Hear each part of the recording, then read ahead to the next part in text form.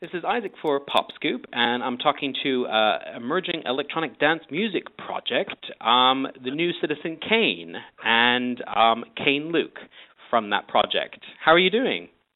I'm very well, thank you. It's an exciting time for me at the moment.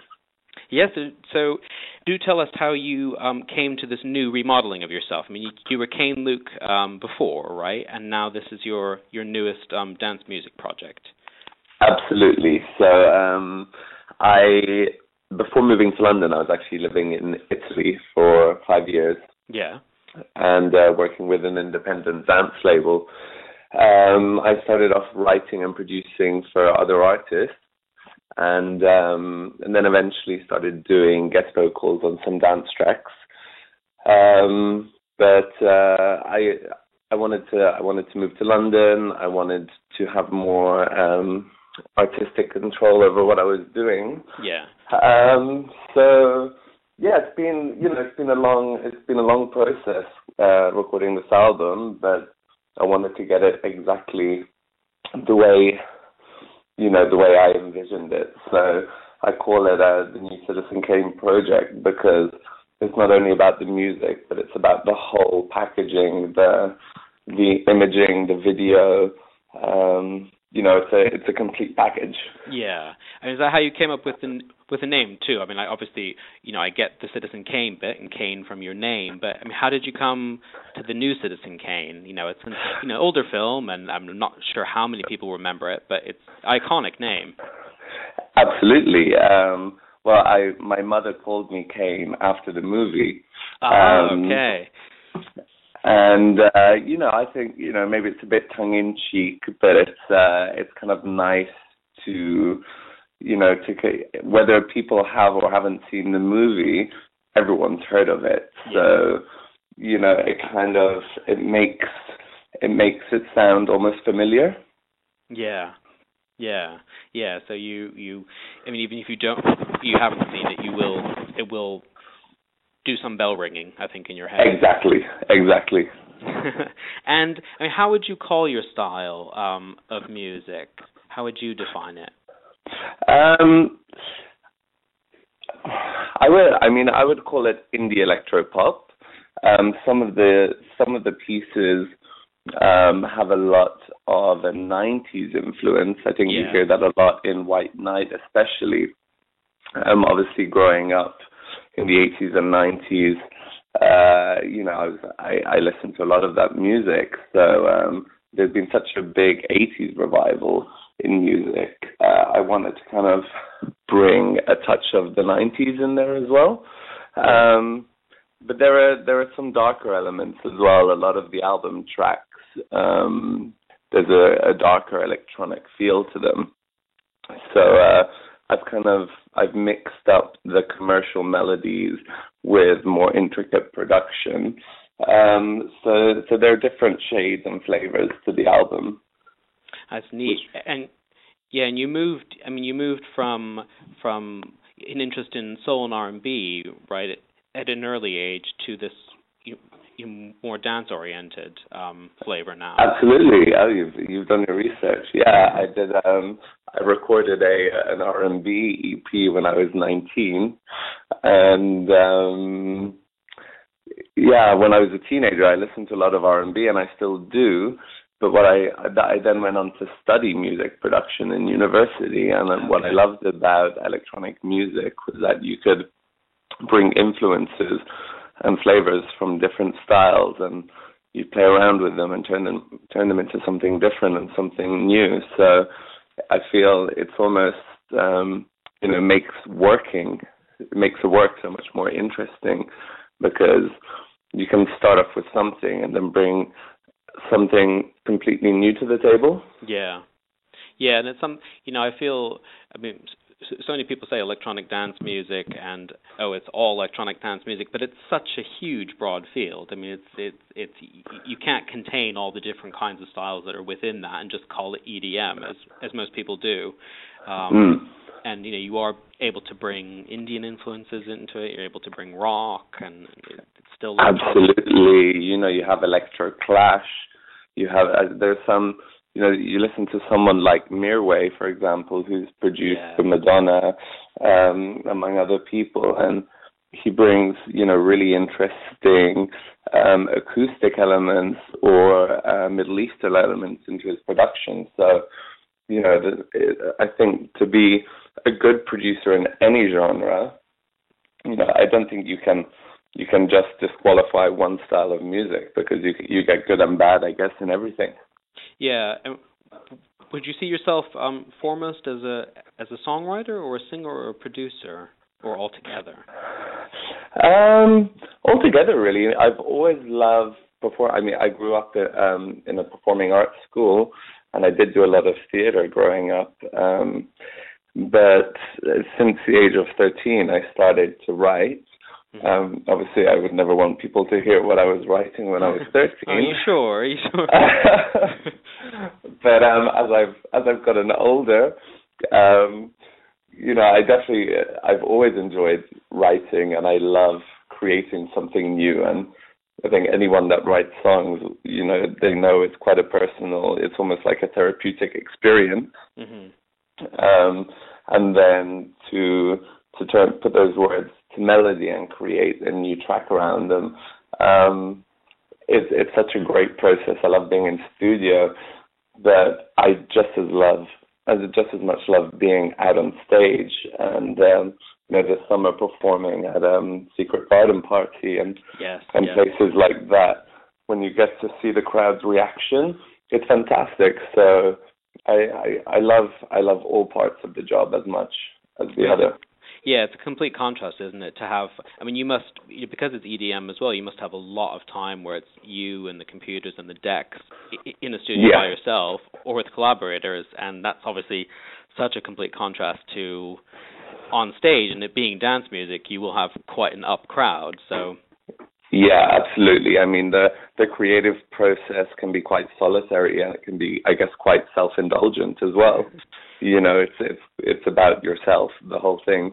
Whereas once you get up on stage, none of it is about you. It's all about the crowd.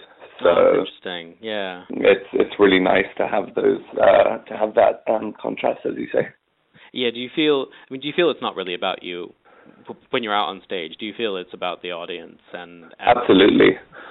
It's not. The first few performances I had this year, it had been probably about 4 or 5 years since I'd been out on stage performing live, and I would get a little bit nervous before. Obviously, you're kind of wondering what the crowd's reaction are going to be. Yeah. And it was only when I got to this stage where I stopped worrying so much about how I was going to feel and just really performed for the crowd.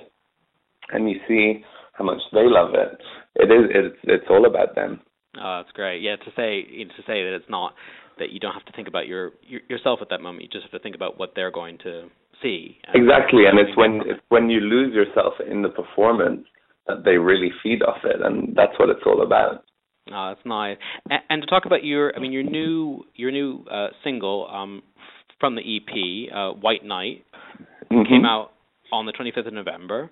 Yes. And can you talk to us a bit about the song and then the video, of course, too, that goes along with it, since you say that they're very much combined, video and song? Absolutely. Well, when we first started recording the album and we started to put some tracks online, it wasn't always going to be the first single. It didn't necessarily get the best initial reaction of some of the songs, but the more I would listen to it, I always felt that it was the most radio-friendly song from the album. Yeah. And as soon as we shot the video for it and we put the video online, it was suddenly having this visual reference for the song. People all of a sudden started to love it, and I was really, really taken aback by the reaction to the video, because I thought maybe I'd get 10,000 or 20,000 views, and then all of a sudden it was up to 200,000. So counting, still going, yeah, and still going, exactly. But the song The song talks about, it's the excitement of meeting someone. It's a new relationship, but it's recognizing that this person that you've met is damaged. Mm-hmm. But even though you can see this, you can't keep yourself away from it. So it's about the excitement and the danger in this meeting. And the video, I think, kind of captures quite well that kind of euphoric, ecstatic feeling, while at the same time being quite simple and cool and minimalistic. Yeah, it's great. I mean, it's definitely, you can see, influences of like Calvin Harris and Robin Thicke in it too. You've got the great glasses for the one point, and then of course you have Kane written in text on the screen too. So those are great, points to reference. Yeah, and I wanted to keep it black and white because obviously the new Citizen Kane, the movie, is a black and white film, and we did all the artwork for the album and the singles in black and white with the red logo. So I wanted there to be very much a coherent thread through everything, including the video. Yeah, it's very striking, and you have a strong fashion look yourself too. And what does your style come from there? Do you have influences for your visual style? I've as well as working in music, I've also worked in brand management for fashion labels. Okay. Yes, I can see that, definitely. Yeah, so I wouldn't adhere necessarily to one fashion brand in particular, but I think especially in music, image is just as much a part of the package, and it's nice to play around with styles and to give people something interesting to look at. I mean, some of the pieces I wear are kind of vintage pieces that I found in market, and then mixing them with high fashion or high street pieces. You don't want to dress head to toe in one designer, because then you're just taking their image. But it's nice to mix these pieces and create your own image. Yeah, your own look, and with the beard too. I think that's very, very now too. Yeah, well, I mean, if I did shave it off, I look like I'm about 21. I have the same problem. A 30-year-old man. It's probably not the best thing. No, that's good. And it's the Tom Ford flavor too. I think it's important. So. Yeah, you want a little bit of swap, don't you? Good. And you said you've got the album nearly finished? I mean, it's due 2014, right? Absolutely, yeah. I mean, it was finished, and then I had a launch party on the 27th, for some friends and press, where I did a performance of some songs from the album, and about 10 days beforehand, I just found myself writing 2 new songs, and one of them I really, really love, so I decided to perform it at the party, and without a doubt, that was everyone's favorite song. Oh, great. So I've what was decided, the title? Are you able to? Yeah, it's called Remedy. Okay. And so I've now decided this will be the 3rd single, which I will bring out at the same time as the album, and and it's a completely last minute addition, but when you see the crowd's feedback and reaction, I couldn't not put it on the album or release it as a single, because that would be, I would be stupid, and it's so nice to get that feedback when the song was, only half finished. Yeah, and especially if you think, I wasn't quite sure if I liked this, and now the audience is telling me that they like it, so I guess I do. It's a nice way of having that feedback. Absolutely. At the end of the day, they're the ones that will be hopefully buying the album or the single, and I guess the album is now finished with 2 extra songs on it. Great, and it's called on the title. It's Not Signs. It's a feeling. Exactly, yeah. Right. And again, how did that title come about? It's actually one of the lyrics in, it's a lyric in one of the songs, which is called You'll Forgive Me. But, you know, a lot of people think of electronic dance music as just something very technical and,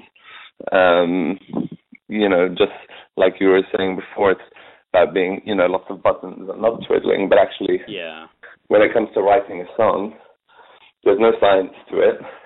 To write an honest song, you know, it is about feeling. So both that lyric I thought translated quite well.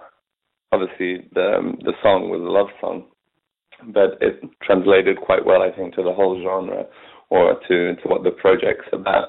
You know, there's no science to living life or to what we're doing, but it's about a feeling and about following your gut.